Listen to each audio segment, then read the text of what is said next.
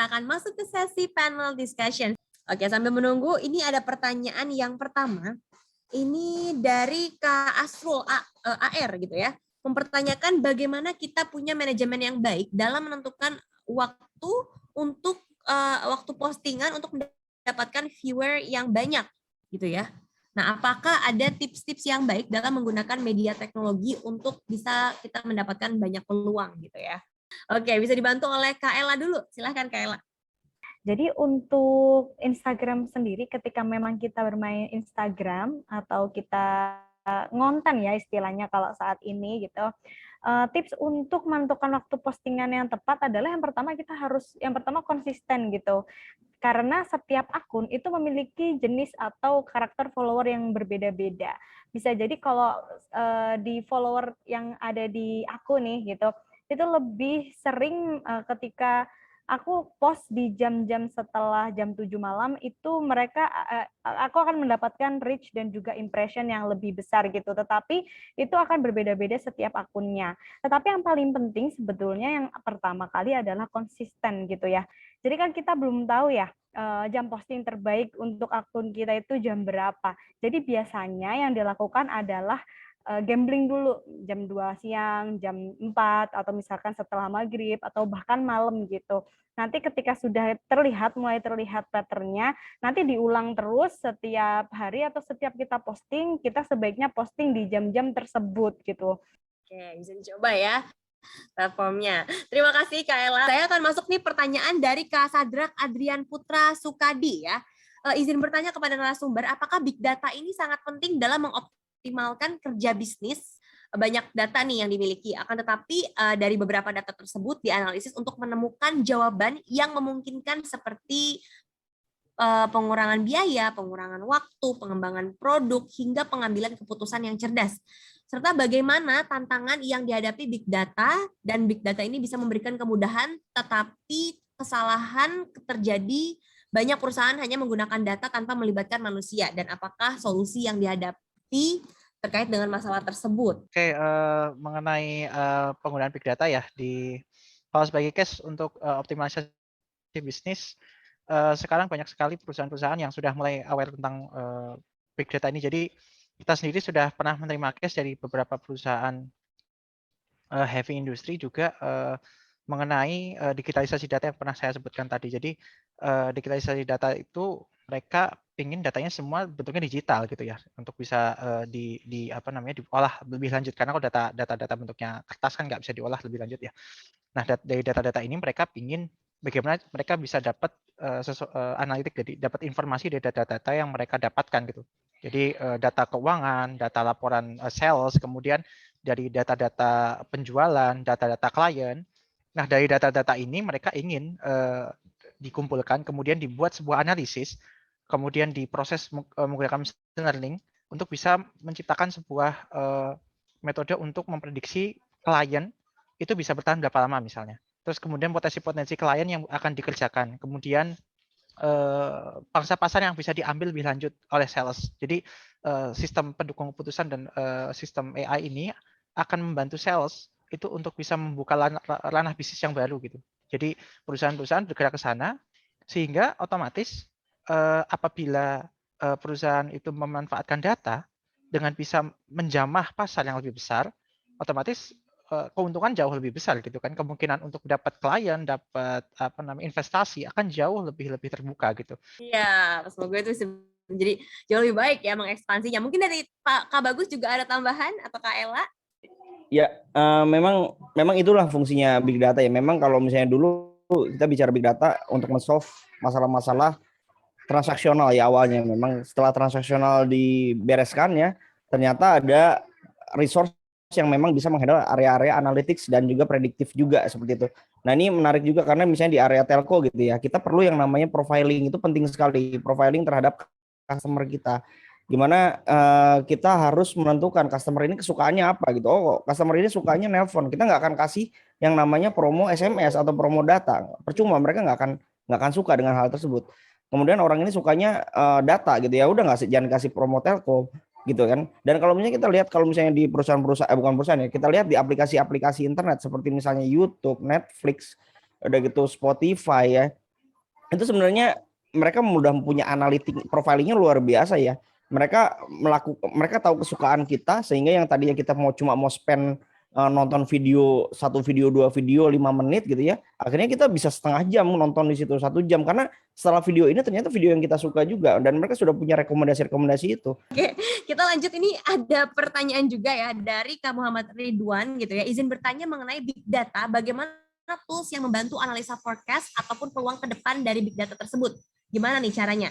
Dan mengenai toba.ai ini sangat menarik ya. Hanya bagaimana strategi menaikkan impress secara organik. Mohon dibantu untuk strategi dan peluangnya seperti apa. Silakan Kak Ella. Strategi menaikkan impression secara organik di dalam Instagram itu membutuhkan waktu dan juga strategi tersendiri gitu. Secara umum sebetulnya di awal-awal ketika kita memulai itu bisa menggunakan hashtag ya. Karena ketika misalkan kita itu konten agar follower atau impressionnya naik, itu adalah bagaimana caranya konten kita itu masuk ke explore Instagram. Karena kalau belum masuk ke explore, maka konten tersebut hanya akan dibagikan kepada follower yang sudah memang follow kita. Strategi yang pertama yang bisa dilakukan adalah, yang pertama pastinya konsisten. Dan yang kedua, coba kita itu mau membangun personal brand ataupun brand yang ada di Instagram kita itu seperti apa. Apakah memang mengenai tag misalkan, jadi kita harus konsisten. Maka nanti yang seperti tadi disampaikan oleh Mas Ruli ya, profiling gitu. Jadi mungkin Instagram itu bisa profiling konten-konten kita, dan juga akan bisa membagikan kepada orang-orang yang mungkin suka dengan tag tersebut gitu. Seperti itu. Ya, terima kasih Kak Ella ya tadi untuk jawabannya. Luar biasa ya, semoga tadi sudah menjawab juga. Ini ada pertanyaan lagi nih masuk dari, saya akan bacakan ya, dari Kak Irfan Ferdiansyah dari Bogor gitu ya, mengikuti usaha perboluan di Siliwangi gitu ya. Saya baru mengetahui apa sih itu big data dari webinar ini. Pertama, saya butuh insight untuk mengelola data, analisa data, terutama data pelanggan. Nah, pertanyaannya, bagaimana cara memanfaatkan data pelanggan yang perlu dianalisa? Data apa saja sih yang bisa kita kelola dengan big data? Lalu platform ataupun tools apa yang bisa digunakan, terutama yang mudah digunakan nih untuk setiap hari? Mungkin bisa dibantu dari Kak Bagus dulu ya, Kak Bagus. Silahkan Kak. Sebenarnya case by case ya. Kita juga nggak semua customer kita langsung oke, kita pakai big data, oke kita pakai AI, kita pakai machine learning, pakai deep learning. Kita nggak selalu merekomendasikan itu gitu ya. Kadang-kadang sebuah masalah itu akan simpel diselesaikan sama Excel gitu kan ya. Kadang-kadang ada yang seperti itu, atau tools-tools yang lebih mudah seperti itu ya. Kalau misalnya untuk kebutuhan ya, kalau misalnya kita sudah bicara data yang banyak sekali gitu ya, ya seperti tadi contohnya Telkomsel tadi punya, saya jadi nyebut merek ya, Telco tadi dia punya 130 terabyte data per hari ya, punya total 60 petabyte. Memang dia harus di-solve dengan tools yang powerful ya seperti ini. Tapi kalau misalnya kita bicara ini kebutuhannya adalah untuk insight sederhana, atau misalnya juga untuk semacam membuat analytic reports gitu, itu banyak sekali tools yang memang open source juga ya, seperti kalau misalnya BI itu yang open source ada Superset misalnya. Kalau dan sepertinya belum butuh yang namanya tools data engineering, juga belum butuh banget ya kalau misalnya untuk keperluan ini ya. Jadi banyak sekali tools yang bisa kita dapatkan secara gratis. Mungkin paling banyak ininya kayaknya Mas Faris nih. Kalau sales, kalau tadi kan untuk meningkatkan sales ya. Tadi setuju sama Mas Bagus Ruli. Kalau untuk sales sebenarnya karena saya juga pernah dagang ya, dagang komputer sebenarnya. Jadi untuk meningkatkan itu sebenarnya ini sih. Yang penting pertama kalau tools itu bisa pakai apa aja. Tapi yang paling gampang bisa teman-teman dapatkan itu pakai Excel. Karena Excel nanti kita bisa lihat pola penjualan, pola keuntungan.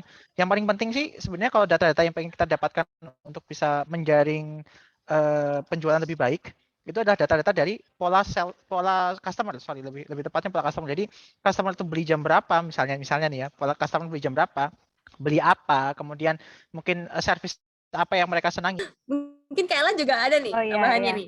Thank you banget tadi Kak Faris ya. Mungkin yang yang disampaikan oleh Mas Ruli dan juga Mas Faris itu benar gitu. Jadi kita tidak usah muluk-muluk kayak apa ya tools yang paling canggih gitu, enggak. Jadi kita harus melihat kebutuhan dulu. Kalau misalkan dari yang tadi case-nya adalah Siliwangi Bolu Kukus gitu ya, mungkin aku tanya dulu nih sama Kak Irfan, apakah sudah punya nih data customer-nya paling enggak nih, kayak namanya siapa, lalu mungkin Instagram ataupun emailnya, lalu juga beliau itu membeli apa. Nah gitu kan. Paling enggak ada ini nih, nama, dia beli apa, sama nomor HP ataupun ini Instagramnya beliau gitu. Nah lalu kalau bisa ada feedbacknya. Mungkin kalau feedback susah ya, karena orang ditanyain susah. Mungkin ada 3 ini aja gitu. Nah, ketika kita punya, ketika Mas bisa rekam nih, bukan rekam sih, kayak catet nih, pokoknya ada nama customer, juga nanti ada kontaknya dan dia beli apa, nanti kita bisa lihat nih polanya, apakah orang ini akan balik lagi gitu kan? Karena kalau tidak dicatat, biasanya kita akan lupa nih orang beli ke tempat kita baru sekali atau udah berkali-kali ya, kan kita nggak tahu nih. Ketika misalkan kita udah punya database-nya untuk meningkatkan penjualan, kita bisa nih kasih semacam pesan-pesan kayak ataupun tips-tips ataupun informasi bermanfaat terkait bolu atau misalkan manfaatnya atau terkait dengan kesehatan apa ya istilahnya keunggulan dari bolu kuku Siliwangi itu sendiri. Oke, siap. Terima kasih Kak Ella. Ini juga ada pertanyaan dari Kak Nur Laili ya. Apakah ada penyalahgunaan nih dari pemakaian big data-nya gitu kalau misalnya tidak digunakan dengan bijak? Apakah sangat besar gitu impact positif yang dihasilkan? Nah, kalau misalnya ada penyalahgunaan, ini bagaimana langkah untuk meminimalisirnya? Mungkin bisa dibantu dari Kak Faris. Silahkan Kak Faris. Oke, mungkin sedikit di bidang security ya. Tadi kan salah satu sister company media security juga sering banget menemui banyak celah-celah ya. Jadi sebenarnya kalau penggunaan big data, kalau sekarang nih lagi rame ya, itu kan pencurian data pribadi ya dari berbagai marketplace. Nah itu salah satu itu kan data breach ya. Nah data yang digunakan ini entah diperjualbelikan atau nanti digunakan untuk analisis data untuk menyerang secara pribadi atau misalnya untuk profiling orang secara ilegal, itu kan bisa dianggap sebagai penyalahgunaan penggunaan big data gitu. Sebelum kita masuk pada penggunaan penyalahgunaan big data oleh orang lain, sadari sendiri bahwa data pribadi kita itu sangat penting untuk dijaga keamanan dan kerahasiaannya gitu. Wow, siap. Terima kasih Kak Faris ya untuk penjelasannya. Nah ini mungkin bisa menjadi pertanyaan terakhir ya dari Kak Daniel Sinaga nih ya, cukup panjang dan menarik ya. Izin bertanya juga kepada Pak dosen gitu ya, sebagai Sekjen AIDI maksudnya, saya sudah memahami pentingnya profesi Big Data di masa yang akan datang.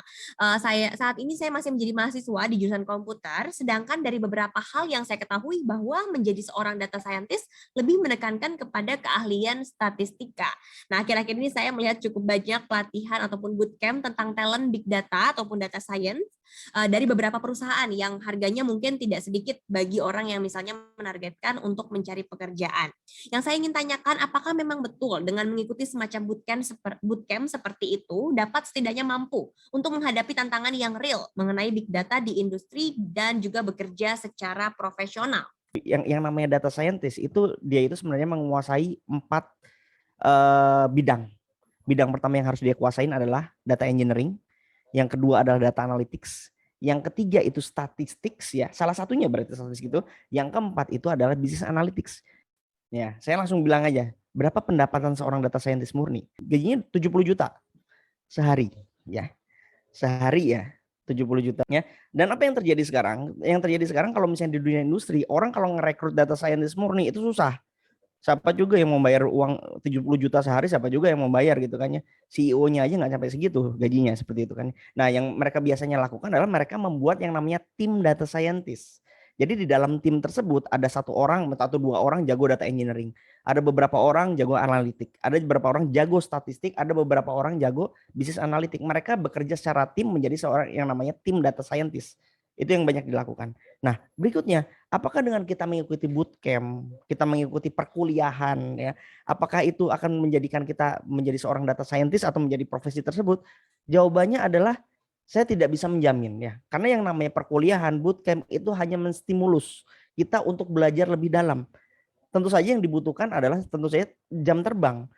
Wow, luar biasa ya. Jadi itu hanya menstimulus aja. Yang pasti ini data scientist luar biasa sekali ya. Waktu zaman dulu ya bisa sampai 70 juta tadi ya. Oke, thank you Kak Bagus ya. Nah, itulah tadi ya, nah, teman-teman. Dan itulah tadi yang menutup ya sesi panel discussion kita siang hari ini. Saya akan kembalikan setiap panelis ke Zoom. Thank you banget ya, Kak Ella, Kak Bagus, Kak Faris Terima kasih ya untuk semuanya. menjawab Iya, terima untuk kasih penjelasannya atas ya, diskusi insight-nya hari ini. luar Terima kasih biasa dan semuanya. juga sudah menjawab pertanyaan dengan begitu detail gitu ya. Thank you juga buat media partner dari Keren hari ini ada Lomba Word, ada Komunitas Muda Inspiratif, Info Seminar Online, dan juga sponsor kami ada Spirit Psychology Center. Juga terima kasih kepada teman-teman peserta yang selalu setia mengikuti Keren Entertainment Indonesia. Pastinya mohon maaf apabila dari kami ada kesalahan kata ataupun kesalahan teknis lainnya. Kita berharap semoga kita bisa berjumpa lagi ya, pasti bisa dong gitu ya. Dan semoga Techminar hari ini juga bisa bermanfaat untuk kita semua. So, sampai jumpa di Techminar Keren lainnya. Dan tentunya jangan lupa untuk follow Instagram Keren di @kerenindonesia dan juga Facebooknya di Keren Entertainment Indonesia. Thank you, selamat sore, stay safe, dan sampai jumpa.